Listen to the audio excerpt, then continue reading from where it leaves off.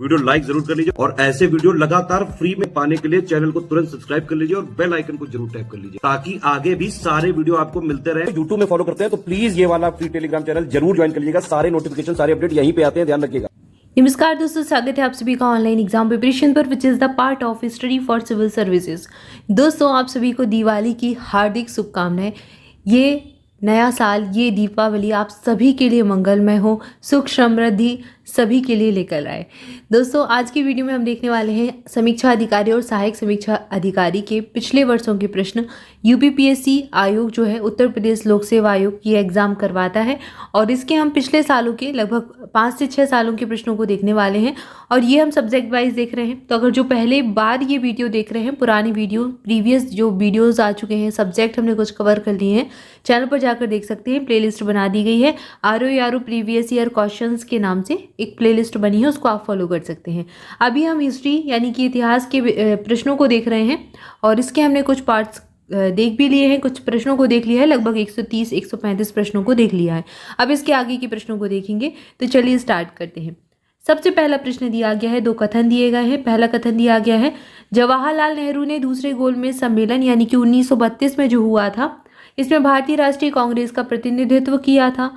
दूसरा कथन दिया गया है, गांधी इरविन समझौता 1931 में भारतीय राष्ट्रीय कांग्रेस का दूसरा गोलमेज सम्मेलन 1931 में भाग लेना अंतर्निहित था।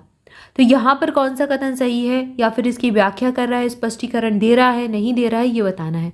तो पहला कथन तो गलत हो जाएगा, इसका प्रतिनिधित्व जवाहरलाल नेहरू ने नहीं किया था और दूसरा कथन बिल्कुल सही दिया गया है। तो ये हम ऑप्शन डी चुन लेंगे कि ए गलत है और आर सही है। ठीक है, अगर दोनों ही मिलते जुलते कथन है और दूसरा व्याख्या कर रहा है तो ये व्याख्या वाला भी चुन सकते हैं, पहला वाला। तो इसको बस आपको थोड़ा सा ध्यान से देना है, पढ़ना ही है ध्यान से। अच्छा, ये प्रश्न आपसे तभी बनेंगे जब आपने किसी सब्जेक्ट को बहुत अच्छे से पढ़ा है, तो आपको पता होगा कि वो कोरिलेट हो रहे हैं या नहीं हो रहे हैं, एक दूसरे का स्पष्टीकरण दे रहे हैं या नहीं दे रहे हैं, और वो कथन जो दिया है अगर फैक्चुअल इन्फॉर्मेशन है वो सही है या फिर गलत है। तो जब आपने विषय को अच्छे से पढ़ा है तभी आप ये प्रश्न सॉल्व कर पाएंगे। और यूपीपीएससी आयोग की विशेषता है कि हर साल कोई भी एग्जाम हो, यूपीपीएससी का चाहे प्रीलिम्स का एग्जाम हो या आरओ की परीक्षा हो, बीओ का एग्जाम हो, सब में वो 1 से 2 प्रश्न ये वाले डालेगा ही। तो आपको कई सारे प्रश्न मिल जाएंगे। अभी हिस्ट्री के ही बहुत सारे प्रश्न इसी पैटर्न पर मिले होंगे। तो आपको सब्जेक्ट को अपना अच्छे से पढ़ना है, सारी चीज़ें जो टॉपिक्स आपके सिलेबस में दिए गए हैं उनको बहुत ध्यान से अच्छे से पढ़ना है ताकि ऐसे वाले प्रश्न भी आपसे मिस ना हो, वो भी बन जाए। अगला प्रश्न देखते हैं। अगला प्रश्न दिया गया है, यहाँ पर सही सुमेलित नहीं है, जो भी गलत है वो हमको चुनना है। जैसे बीडी सावरकर, इनकी एक पुस्तक the Indian war of independence, बिल्कुल सही दिया गया है। R C Majumdar, the sepoy mutiny and revolt of 1857, ये बिल्कुल सही दिया गया है।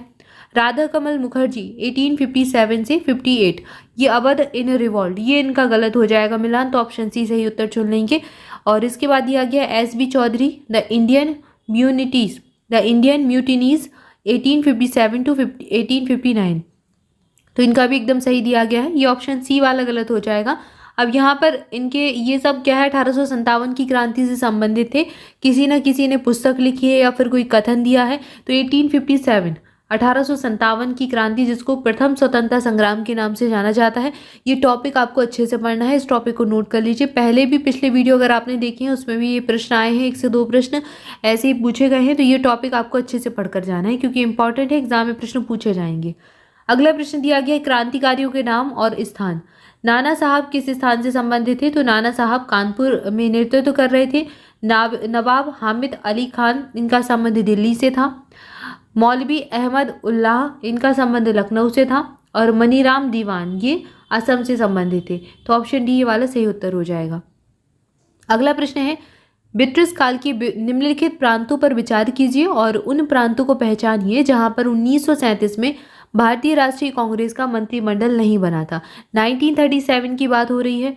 तो यहाँ पर ये जो स्थान थे, ये था एक तो बंगाल और दूसरा था पंजाब, जहाँ पर भारतीय राष्ट्रीय कांग्रेस यानी कि आईएनए का मंत्रिमंडल नहीं बना था। बाकी ये 2 स्थान सही हो जाएंगे कि मध्य प्रांत और उड़ीसा में ये बनाए गए थे। तो ऑप्शन ये वाला सही है, पहला दूसरा तो सही है, तीसरा चौथा गलत हो जाएगा। ऑप्शन बी हम यहाँ पर सही उत्तर चुन लेंगे। अगला प्रश्न देखते हैं। अगला प्रश्न है, हाथी दांत का पैमाना हड़प्पीय संदर्भ में मिला है। ये कहाँ से मिला है? अब हड़प्पा सभ्यता की खोज की गई, कई सारे यहाँ पर नगर बने, जैसे कि लोथल की खोज हुई, कालेमंगा मिला, धौलावीरा, बनावली। तो इन स्थानों पर अलग अलग चीज़ें मिली हैं। कहीं से हमें मुद्राएं मिली हैं, पाषाण मूर्तियां मिली हैं, आकृतियां मिली हैं, तो इनके बारे में भी पूछ लिया जाता है। जैसे कि हाथी दांत, ये कहाँ पर मिला? ये लोथल में मिला। ये गोदीवाड़े या फिर इसको बंदरगाह भी कहा जाता है। लोथल है कहाँ पर? ये गुजरात में स्थित है, गुजरात के पास में है। अगला प्रश्न देखते हैं। अगला प्रश्न यहाँ पर दिया गया है, निम्नलिखित विवरण पर विचार कीजिए। आपको कुछ पंक्तियां दी गई हैं, इन पर पढ़ना है और इनको पढ़कर आपको किसके विषय में है ये बताना है। जैसे कि 1853 में जन्मे ये पश्चिमी भारत के पारसी थे। ये इंडियन स्पेक्टेटर तथा वॉइस ऑफ इंडिया के संपादक भी थे। ये एक समाज सुधारक थे और सम्मति आयु अधिनियम 1891 के पक्ष में प्रमुख संघर्षकर्ता थे। तो ये पंक्तियां किसके बारे में है, किसके विषय में है, ये बताना है। ये जो कथन कहे गए हैं ये BM मालाबारी के बारे में कहे गए हैं, इनसे संबंधित कथन है। तो यहाँ पर ऑप्शन बी सही उत्तर चुन लेंगे। अगला प्रश्न आपसे पूछ सकते हैं कि दादा भाई नौरोजी के बारे में कुछ जानकारी दे देंगे, या फिर फरदौन जी के बारे में दे सकते हैं, BB बाड़िया के बारे में दे सकते हैं। तो ये सभी इनके बारे में कुछ ना कुछ, जब आप विषय को अच्छे से पढ़ेंगे तो ये सारी चीज़ें आपसे आराम से बन जाएंगी। उसमें क्योंकि आएगा कि दादा भाई नौरोजी कहाँ थे, किससे संबंधित थे, क्या इनकी पुस्तक थी, और इन्होंने धन निष्कासन का सिद्धांत भी दिया था। तो ये सारी चीज़ें ऐसे हो सकता है पूछ ले आपसे। अगला प्रश्न देखते हैं, चंपा किस महाजनपद की राजधानी है? 16 महाजनपद हुए हैं जिनका वर्णन अंग्योत्तर निकाय में दिया गया है। अंग की राजधानी चंपा थी। अब यहाँ पर 16 के 16 जनपद याद करने हैं, उनकी राजधानियाँ भी याद करनी है। इस पर एक वीडियो भी ला दिया जाएगा, तो उसमें आप देख सकते हैं। ऑनलाइन एग्जाम प्रिपरेशन पर आपको ऐसे इंपॉर्टेंट टॉपिक मिलते रहेंगे। तो चैनल को अगर सब्सक्राइब नहीं किया है तो सब्सक्राइब भी कर लें, और एक मोस्ट इंपॉर्टेंट टॉपिक के नाम से आपकी प्लेलिस्ट भी बना देंगे, जिसमें आपके सारे टॉपिक एक साथ आपको डाल दिए जाएंगे, क्योंकि कई सारे टॉपिक ऑलरेडी आ चुके हैं। हिस्ट्री के, ज्योग्राफी के और इन्वायरमेंट के भी हमने पढ़ लिया। अभी आर्ट एंड कल्चर के भी 1-2 टॉपिक हम देख चुके हैं, तो सारे उसी में डाल देंगे, ताकि आप कोई भी एग्जाम दे रहे हो एक बार वो प्लेलिस्ट देख लें, कई सारी चीज़ें आपकी उसमें से आ जाएंगी। आइए आगे बढ़ते हैं, अगला प्रश्न देखते हैं। अगला प्रश्न है, द्वितीय बौद्ध समिति का आयोजन कहाँ पर हुआ था? इसका आयोजन किया गया था वैशाली में। ऑप्शन बी सही उत्तर है। अगस्त 1925 में सेंट्रल लेजिस्लेटिव असेंबली का अध्यक्ष किसे बनाया गया था, कौन था? तो ये थे विट्ठल भाई पटेल। ऑप्शन डी सही उत्तर है। अगला प्रश्न है, चंद्रगुप्त मौर्य ने सेल्यूकस को किस वर्ष में पराजित किया था? 305 ईसा पूर्व में इनको पराजित कर दिया गया था। ऑप्शन सी सही उत्तर हो जाएगा। अगला प्रश्न है, निम्नलिखित संस्थाओं पर विचार कीजिए। बंग Bhasha Prakashika Sabha, land holders society, Bengal British India society और इंडियन लीग। अब इनको सही कालक्रम के अनुसार व्यवस्थित करना है। ये प्रश्न भी कई बार पूछ लिया। अब इसके लिए आपको इन घटनाओं के वर्ड्स याद रखने चाहिए। आपको जब भी हिस्ट्री पढ़नी है, आपको ऐसी घटनाएं मिले, आंदोलन मिले, विद्रोह मिले, उन सबकी आप वर्ष या फिर डेट भी अगर दी गई है तो उसको भी याद कर लें, ताकि ये अगर कालक्रम के अनुसार लगाने हैं, आपसे 1 से 2 बन जाएंगे तो भी आप सही कर लेंगे। हालांकि यहाँ पर बिल्कुल सही दिया गया है 1, 2, 3, 4, तो ऑप्शन ये सही उत्तर हो जाएगा। ये सही क्रम में ही दिए गए हैं। अगला प्रश्न दिया गया है, निम्नलिखित में नगरों में से किसका उल्लेख कनिष्क के रवतक अभिलेख में नहीं मिलता है? नहीं है, तो ये एक श्रावस्ती अभिलेख है जहाँ पर इसमें इसका उल्लेख नहीं दिया गया है। कनिष्क के उल्लेख में नगरों का, श्रावस्ती नगर का उल्लेख नहीं है। कौशाम्बी, पाटलिपुत्र और चंपा, इनका उल्लेख मिलता है। अगला प्रश्न है, निम्नलिखित सुल्तानों में से किसने गढ़मुक्तेश्वर की मस्जिद की दीवारों पर अपने शिलालेख में स्वयं को खलीफा का सहायक कहा? तो ये थे बलबन, जिनके द्वारा ये घोषणा की गई थी। ऑप्शन ई सही उत्तर हो जाएगा। ब्रिटिश सरकार द्वारा लंदन में भारतीय नेताओं का प्रथम गोलमेज सम्मेलन कब बुलाया गया था? तो पहला गोलमेज सम्मेलन 1930 में हुआ था। कुल 3 सम्मेलन हुए थे, और BR अम्बेडकर यानी कि डॉक्टर भीमराव अम्बेडकर ऐसे व्यक्ति थे जिन्होंने तीनों ही गोलमेज सम्मेलन में भाग लिया था। ये प्रश्न भी एग्जाम में पूछा जा चुका है। अगला प्रश्न है, ख्वाजा मोइनुद्दीन चिश्ती शिष्य थे। ये किसके शिष्य थे? ख्वाजा उस्मान हारूनी के शिष्य थे। ऑप्शन सी सही उत्तर हो जाएगा। अगला प्रश्न दिया गया, यहाँ पर अध्यक्ष दिए गए हैं और भारतीय राष्ट्रीय कांग्रेस की सभाओं के स्थान दिए गए। जैसे कि पहला दिया गया है, अबुल कलाम आज़ाद, ये कहाँ पर अध्यक्ष बनाए गए थे? तो इन्होंने रामगढ़ अधिवेशन की अध्यक्षता की थी 1940 में। सरोजनी नायडू ने कानपुर अधिवेशन की अध्यक्षता की थी 1925 में।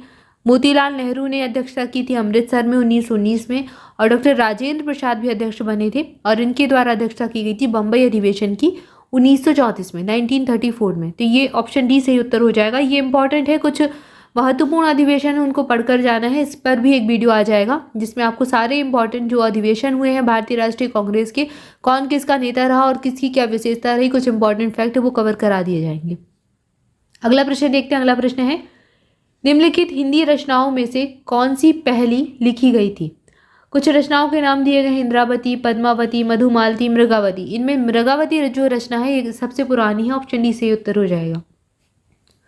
अगला प्रश्न है निम्नलिखित में से कौन भारतीय राष्ट्रीय कांग्रेस की प्रथम महिला अध्यक्ष थी? तो ये थी श्रीमती एनी बेसेंट। कई बार ये प्रश्न आ चुका है। अगला प्रश्न है निम्नलिखित में से किसने सर्वप्रथम भारत में एक पृथक मुस्लिम राज्य का प्रस्ताव रखा था? तो ये प्रस्ताव सबसे पहले मोहम्मद इकबाल के द्वारा रखा गया था, ऑप्शन डी से ही उत्तर हो जाएगा। अगला प्रश्न है निम्नलिखित में से कौन नेहरू की अंतरिम सरकार 1946 में वित्त मंत्री था? लियाकत अली खां थे, ऑप्शन सी से ही उत्तर हो जाएगा। निम्नलिखित में से कौन भारतीय राष्ट्रीय कांग्रेस का पहला अध्यक्ष बना? तो WC बनर्जी थे। ये भारतीय के बारे में पूछा गया है, कौन सा भारतीय? ऑप्शन सी से ही उत्तर हो जाएगा। अगर वैसे पूछा जाए तो भारतीय राष्ट्रीय कांग्रेस के पहले अध्यक्ष थे A.O. ह्यूम। ठीक है। अगला प्रश्न है पुस्तक इंडिया विंस फ्रीडम, ये किसके, एक पुस्तक का नाम है इंडिया विंस फ्रीडम, ये अब्दुल कलाम आज़ाद की है, A.K. आज़ाद। अगला प्रश्न है भारतीय संविधान के पांडुलेखन समिति का अध्यक्ष कौन था? तो प्रारूप समिति या फिर पांडुलेखन समिति, ड्राफ्टिंग कमेटी, इसके अध्यक्ष थे B.R. अम्बेडकर। इन्होंने पूरा बनाकर ड्राफ्ट प्रारूप तैयार किया था, ये बहुत बड़ी बात होती है, ऑप्शन बी से ही उत्तर होगा। अगला प्रश्न है गोपथ ब्राह्मण संबंधित थे, तो गोपथ ब्राह्मण किस ग्रंथ से, किस वेद से संबंधित है? हर एक वेद के अपने ब्राह्मण ग्रंथ हैं, जैसे कि गोपथ ब्राह्मण संबंधित है अथर्ववेद से, ऑप्शन सी से ही उत्तर हो जाएगा। अगला प्रश्न है नयनार कौन थे? अयनार और नयनार के बारे में पूछा जाता है। तो नयनार जो हैं ये शैव धर्म अनुयायी थे, मतलब कि शैव धर्म को मानने वाले हैं।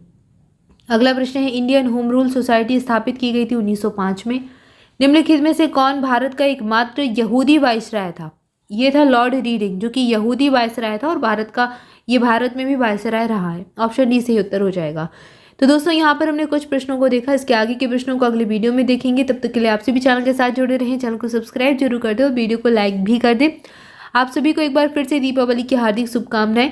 स्टडी फॉर सिविल सर्विसेज के किसी भी पेड बैच से जुड़ना चाहते हैं तो इन नंबर्स पर आप कॉल करके इन्फॉर्मेशन ले सकते हैं। अभी दिवाली के अवसर पर हमारे बैचेस पर 10% ऑफ भी चल रहा है, तो आपके लिए अच्छा ऑफर है। आप यहाँ पर अपने एग्जाम रिगार्डिंग आपके जो भी एग्जाम है उससे रिलेटेड बैचेस ले सकते हैं और हमारे साथ जुड़ सकते हैं। तैयारी के लिए complete study material, practice quiz, test series सारा कुछ आपको मिल सकता है। इसके अलावा study for civil services application पर भी कई सारी चीज़ें अवेलेबल है। यहाँ पर नए नए इनिशिएटिव आपके लिए लाए जा रहे हैं, तो आप सभी ऐप को भी इंस्टॉल कर सकते हैं। और दोस्तों मोर अपडेट के लिए आप हमारा टेलीग्राम ग्रुप ज्वाइन कर लें, लिंक आपको डिस्क्रिप्शन में मिल जाएगी। Thank you for watching this video. स्वस्थ रहें, मस्त रहें, मुस्कुराते रहें, पढ़ाई करते रहें। मिलेंगे नेक्स्ट वीडियो में। Thank you so much.